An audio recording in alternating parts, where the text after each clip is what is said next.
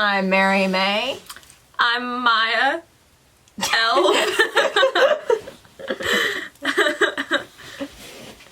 And we're here to review Pitch Perfect 3. I have my Star Wars shirt on because Maya hates film class and didn't go to Star Wars. I love film class, I just don't like Star Wars. It's okay, it's all good. But do you love Pitch Perfect, the whole franchise? I love some of it. Do you love the whole franchise? I love some of it. That does seem to be a good answer.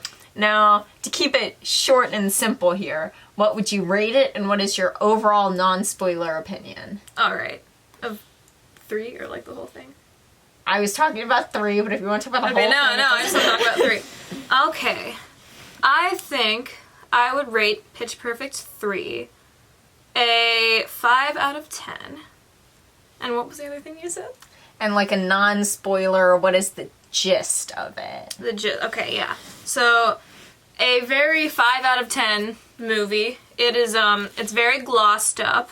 I think, production value has increased by a significant amount, and you can really tell. The girls... That's true! That's the true! sets are all amazing. The girls look very good, like, you know, makeup-wise and costume-wise all the time. DJ Khaled is in it a lot. Oh yeah, there's a lot of DJ Khaled. So yeah, it's a very glossy movie, but I think overall there's just less substance to it than the other two, particularly the first one. So that's the gist, you know. I find it interesting that you said there was less substance, because I didn't think there was substance in the first one, and if anything, I thought it had a bad message.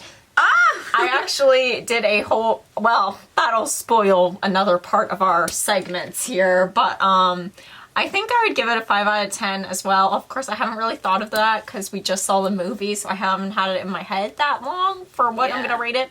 But I would say it's very much what you're getting with the first 2 movies. Lots of stereotypes, lots of awkwardness, but they do a little swapperoo where it goes from the competitions we know and love to, I don't want to say the spoiler here, but it's interest. I think it is...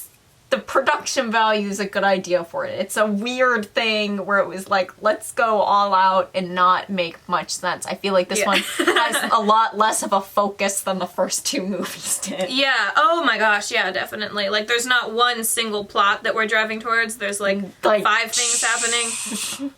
Oh, I know another thing I want to talk about. And like, it's not one of those movies where it's just overwhelming you with plot, you know? Like, you can always discern what's happening, you can always follow everything, but it feels disjointed. Oh, it feels very disjointed. That is a good descriptor of this movie. But at the same point, you know, I've kind of grown up with these pitches, if you will. The first time I saw it, I think you were there, it was when Anne had that experiment to see how many times you would blink, and then we watched the puppy thing, and then I remember that. And it was the first time I saw it, and then I saw the sequel at like a birthday party, and now I see the trequel with you. I think I've seen all 3 in theaters, actually. I did not see the first one in theater. Pitch Perfect was a sleeper hit, and I was there for the sleeper aspect. No, Pitch Perfect 3 has been not tanking in the box office, but doing a lot worse than they projected. What do you think about that? Well, I'm actually very surprised by that. I thought it's like, I think everyone has the general sense that it's not going to be as good, but it's still, you know, it's still like a hit franchise. A lot of people love the characters, and a lot of people love the singing, so I don't know why it's not doing so well. That is actually a great segue when you talked about nobody thought this was as good. One thing we were going to talk about is that neither of us thought this movie was going to be good, and we still saw it. What do you think is the reason we see these movies that we don't think is going to be good? Because I can tell you, I actually, when the sequel came out, and I'm glad they said it had been 7 years, because when I was trying to do the math in my head, I was like, has it really been that long since the sequel? Wait, really? Not since but the whole franchise. Oh, since the first one. Yeah. When the sequel came out, I did a whole project in English class about how these were not feminist movies and were very racist. And I was like, I know this isn't ethical to see it. I don't even think it's going to be funny. I'm still going. And I do that all the time. I saw Bad Moms Christmas a while ago. Did not make a review of it because I didn't want people to know I saw it. Why do you think, as a society, we go to these movies that we don't think we'll like? That is a very interesting question, Because I feel like that's how all these comedies become popular. Yeah. I think we know that movies aren't going to be good, right? Not like all movies, and we know a lot of movies aren't going to be good, but we still think they're going to be fun, you know? So it's going to be, you know, kind of a very cathartic way to kind of just have a release, kind of lose ourselves in dumb entertainment that you don't have to, like, you know, be super sharp all the time to, like, follow everything that's going on. It's just, it's a good time. And now, is that what you thought Pitch Perfect 3 was? Because I say that descriptor is very much how the Pitch Perfect franchise feels like. I would have to agree with you. Now, we didn't actually say it, which was supposed to be our first point. Which do you think's, in the order of the 3 movies, of best to worst? I think you said the answer in the question, the order of the 3 movies. What do you think? I actually think the sequel is probably the funniest. I think it is the most racist and sexist of all. Oh, interesting. But I think it might be the funniest movie. The issue with the 3rd movie is it very much pokes fun at itself. We've seen this as a trend in the box office. Thor Ragnarok, of course, is poking fun of itself. Oh, yeah. Pitch Perfect 3 is almost its own thing that doesn't work, but it's because you already know the characters that they're like, let's do something entirely new and make this Bad Boys. The opening title sequence is the sequence to Bad Boys. It's so weird. It comes out of nowhere. It does. All right, so do you want to go into the next category? Yeah, let's do it. All right. We wanted to discuss the music and choreography. Would you Yes. like to start us off? I would love to start us off. All right. The music, it's, you know, it's enjoyable as always. It's very poppy, and, you know, especially with the final number, it's just like, yeah, you go, guys, which is always what they're going for. I thought it was a decrease in quality from the other 2 movies, though. However, I thought the choreography had a huge increase in quality. It was like, they were like professional dancers. Like, it was so weird, because in the other movies, like, yeah, they dance a little bit, like, they shimmy. But, but this, they were, like, going for it with the choreography, and I was very impressed by that. What are your thoughts on the music? I'll start with choreography, because that's fresh in our minds now. It's fresh. What I said. Fresh. I have to be honest, the one thing I think this movie does better than the other 2 movies is, and my sisters have the same opinion of me, where you can't tell if they're supposed to sound good or bad. And when I saw the category, like, with the first movie, when they had the auditions, everyone in my family was so was Fat Amy supposed to be good or bad at what she was doing? Because neither of us could tell. And when I saw the scene with the new recruits to the Bell Barns, I was like, is this supposed to be good or bad? And then luckily they were like, that was so good. And they do that throughout. So I was they like, have to, like, tell you. It's never a good sign if they have to tell you. well, I thought it was, I was glad because of the other 2 stories, I would try to piece it together. Yeah. But with the music, I thought they over-musicked. And first off, Toxic went on forever. Yeah. Went on forever. And it, like, shifted between multiple versions. Like, they were singing it, but then in the Fat Amy scenes, it was, like, a guitar version. Like, you know, it wasn't the acapella anymore. And the one thing, this is a spoiler, we'll put on a spoiler sign or whatever. Here, when I put this down, we'll be done with spoilers, just because I don't know if we're going to be able to edit this. Yeah, that's fair.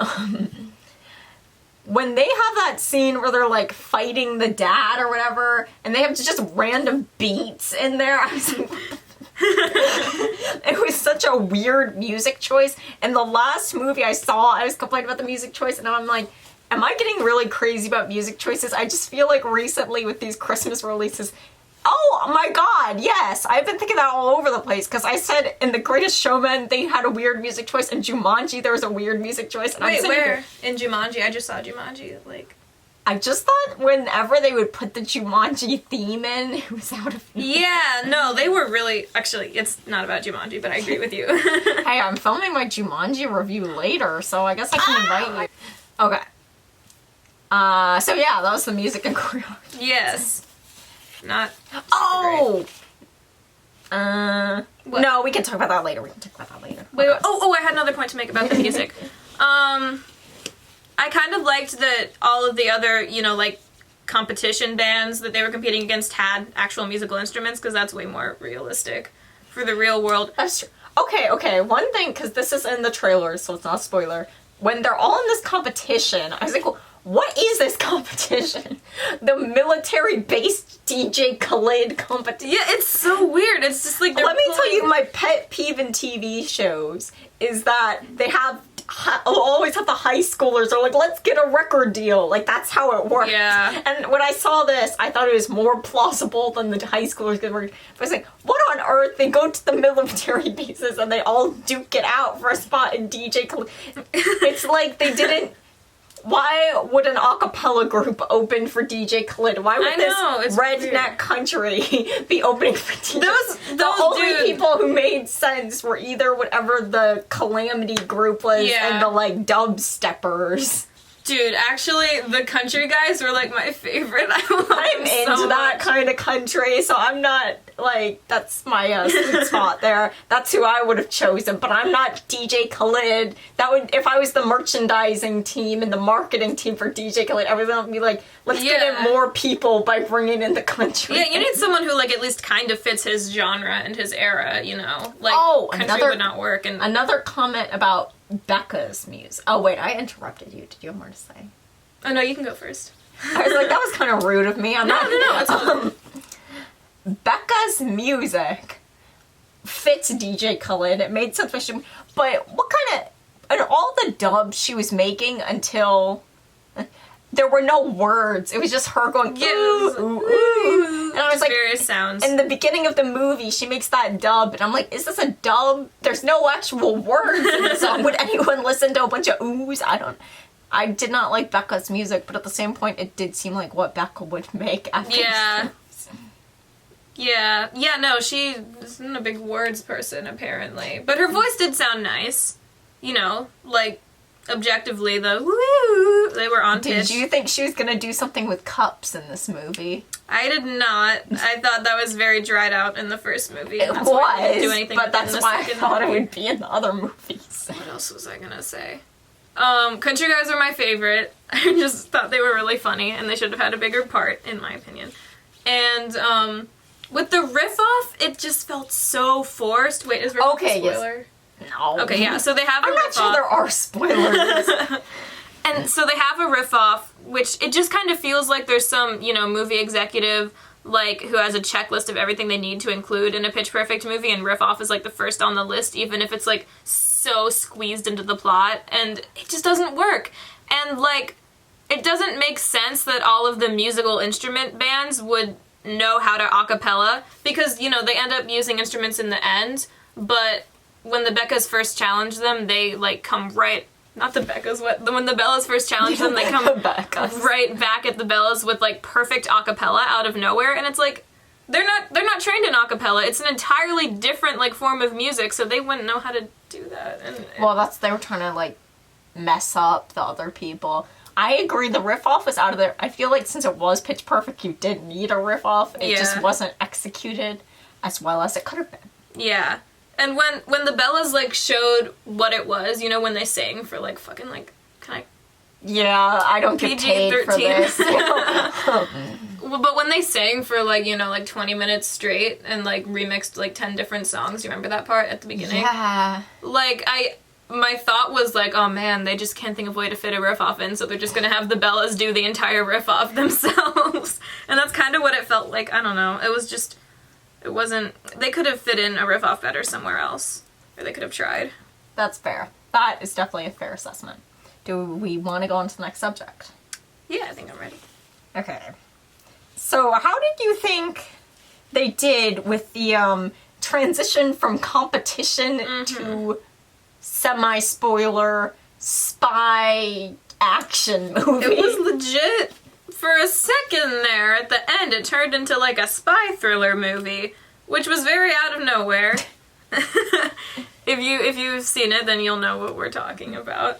And if you've seen it, you'll also know that there is an introduction to a character that I thought every scene he was in made me both uncomfortable and creeped out.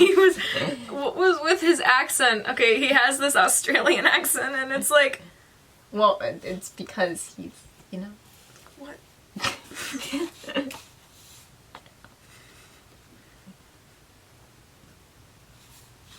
It doesn't sound real. It doesn't sound like a real Australian accent. Oh, okay, yeah, That's true. That's true. Like, That's true. I don't know a ton about Australian accents, so watch me, like, insult his accent, and it turns out the actor is actually Australian, but, like, it just sounded really Well, it's over the because top. he kept talking about that bunny. But, okay, wait, back to the spy thriller.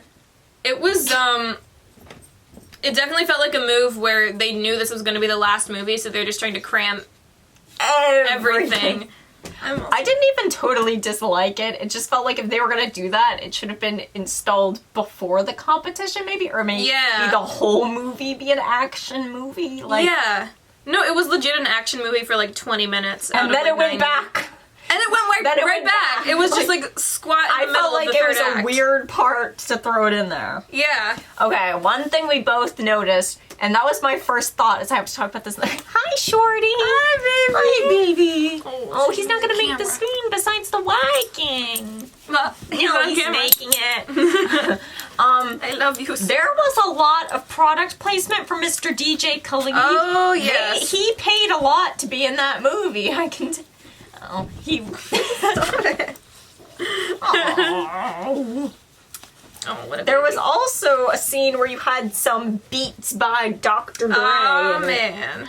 Don't mess with the camera. There was buddy. a shot where it was like a medium wide, I'd say, and the focus was supposed to be Becca like doing stuff on like a music computer. I don't know the term, but like a music synthesizer, and in square in like the middle of the shot, there was a white Beats by Dre like headphone, and you know the Red Beats logo on it, and it was just so pronounced, and you could tell that like it was so purposeful, like it really stood out in the shot because everything else was kind of muted, and it was just like bright red beats. Okay, I think you. And I was like, wow, I wonder if they're trying to sell me something. That's great, shortstop. What did he do?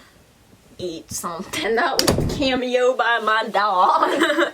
He's a great guy. What were we talking about? Products placement. Yeah. Here's what I thought about the Doctor. First off, DJ Khaled, they should have taken out like half of those and used some synonym. The artist, the whatever. I don't know. Might have been worse though. But they could have used multiple versions of saying the DJ Khaled competition. They could just said the competition. But the beats, they could have put the beat scene right in the beginning when Rebecca is a producer. But instead they put it when she's dealing with all this fancy equipment. And everyone knows Dr. Dre's are not that fancy. So why would she have this great equipment and then Dr. Dre's? Yeah, no, they literally make a point of when she walks in, she's like, whoa, is that like the greatest microphone in the world? And the guy's like, yeah, it is. And then she walks over and sings into it with Beats headphones. All right, we got that. Wait. Okay, now... Wait. More on DJ Khaled really quickly. Yes. I was saying this to Mary after we got out of the theater. The whole movie just felt like a gigantic Dr. Khaled, DJ Khaled ad. They name dropped him so many times, and he was like, you know, supposedly he was there the whole movie. He was kind of like following them along on their tour of different countries. And there were just all these, like, miscellaneous shots of him, and I was just thinking that was so funny, because, like, you know, they set him up in front of a camera, and they give him a phone, because most of the time he's just on his phone looking disinterested, and they're just like, okay, just be on your phone for a minute, look disinterested. He was not a good actor, which I think is what made it funny. I know. Yeah. And then when he had to look impressed by the Bellas, sometimes he would just be like... I can just picture, like, directors being like, okay, look mildly impressed, and he's like... It's just, his acting was very funny. And I can't believe he was, like, there were so many shots of him. Like, you know, just, like, reaction shots that they cut to after the performances and stuff, and... Oh, man. It was... Now we move on to Elizabeth Banks' character, and she directed the first two movies, so she, like, knows. Wait, really? Yeah. I knew she directed the second, I didn't know she directed the first one. This was, like, her franchise, and she stepped down.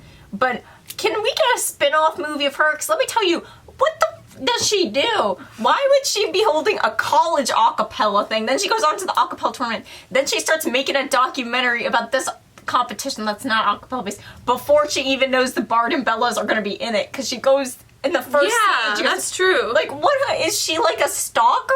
She, like, what's her job? You can't make a living with an acapella podcast. I'm sorry, but there's just not that much interest. But There's not much interest in this podcast either, so... but we're not trying to make a living off of it. Good point. Like, good where do they point. get their money for all that air travel? Oh, I guess they have the all-access passes. But How'd they that get doesn't- those? How did they get the all-access passes to document a cappella? For the USO military. Okay. When you say that, it just sounds so ridiculous. Oh, sorry. I'm like sitting in the middle. Oh, no, don't worry about that. You are the guest. You're the special guest that's going to draw But in the you're viewers. the podcast host. You're the one who's going to draw Such in the articulate viewers. thoughts. So this is a minor spoil, I would say, but if you don't want to know about how the end credit scene goes, I'll hold this up. When they make that documentary, I thought before it happened it would be really cute if they ended with this documentary, but I thought it was executed poorly. I thought they should have taken the highlights of the first movies, like that's where they could have had the cup scene in, and if they actually had dialogue in that documentary of just like the ha ha ha, we're the Bellas or whatever, Yeah. instead of that like dubstep in there. And that's what I mean by there was just this random dubstep in some of these scenes. I was like, this did not work Yeah. for me. And they had something really cute they could have done, and then they just didn't do it. And it would have been like a, look at the times we had.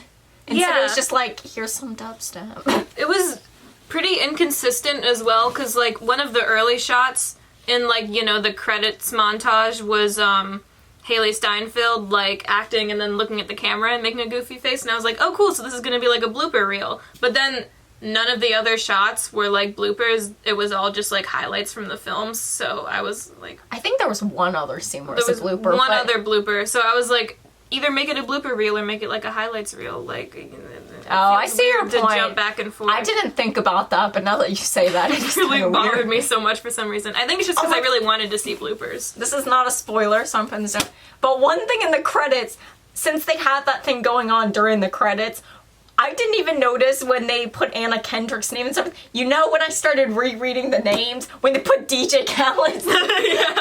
Like, I don't know if you heard me laughing, because I don't even remember if I was laughing, but I found that so funny that I had missed all the other people until I saw DJ Khaled. Dude, actually me too. Yeah. But like, I just laughed every time they said or mentioned DJ DJ Khaled. Khaled. It's so funny. Okay. Here is something I want to talk about, because the thing this third movie does is it kind of contradicts the first two movies with the characters. Okay, you have Aubrey, who's like, the only thing in life I love is singing, and then at the end of the movie, She doesn't spoiler. care. And then, okay, Fat Amy, and I admit, Fat Amy is fat exploitation. When you have the first two movies being like, she can't do a push-up or whatever, then how is she this action star? Like, Yeah, oh my god. when I saw that, I was just in my head, like, remember the first movie when she didn't want to do any cardio? Yeah, literally the joke was that she legit could not run, so she was like doing vertical running in the seat, and now And now she's like she's like kickboxing. an expertly trained fighter, which Like, what? either of them is fine, but choose one. It didn't make any sense. Oh my god.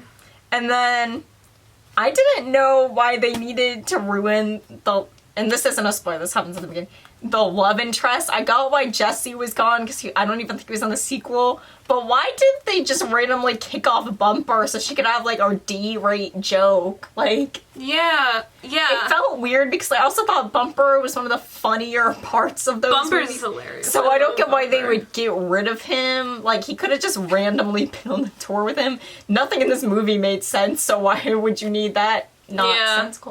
Yeah. Oh, sorry. I Oh, no, no, no. I was just done. agreeing. I was done. I agree. Oh, one storytelling thing, though. And I noticed this before they had the scene of them together.